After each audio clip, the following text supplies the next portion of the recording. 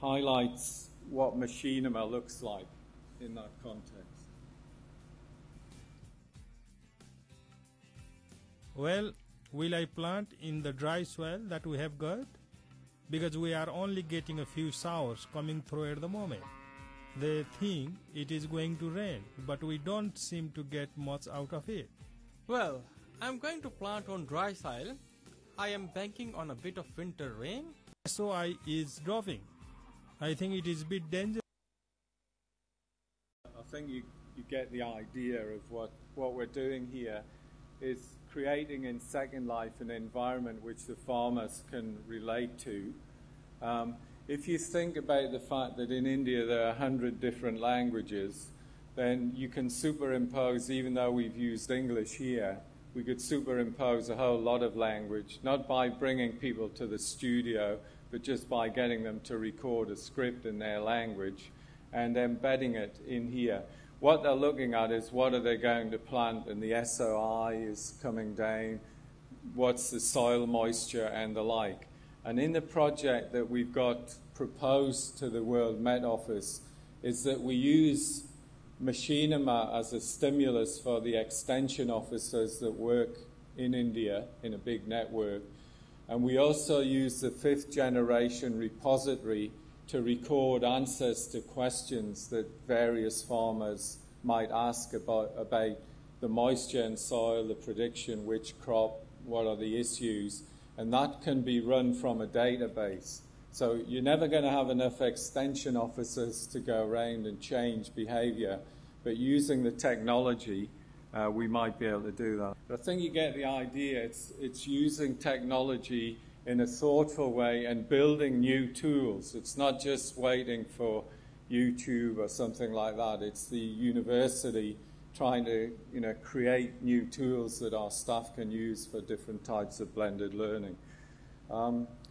The final example of our work I want to highlight for you is in a project that we're doing with the University of Cambridge in England, which is funded by JISC. And in the chemistry area, this is a PhD project where the research data is collected. And typically in an academic world, the PhD data goes on paper or disappears somewhere. It's not accessible for anyone. So what we're trying to do is tag the data, store it in a repository so that it can be mined by other academics, can be used in the future. And so what we've got here is not a paper version of data, but live data. We've got projects here where we're trying to get new PhD students to do this, not just in chemistry or science, but in a whole range of other. So it's a very simple example, but once researchers have access to this data, they can actually change the variables and change the molecular structure and mine the information that's been collected in one experiment for a PhD to contribute to future research in that way. Now, if you think about how academic institutions work now, most PhD data sets disappear somewhere. I mean, they exist somewhere, but it's very difficult to get at them.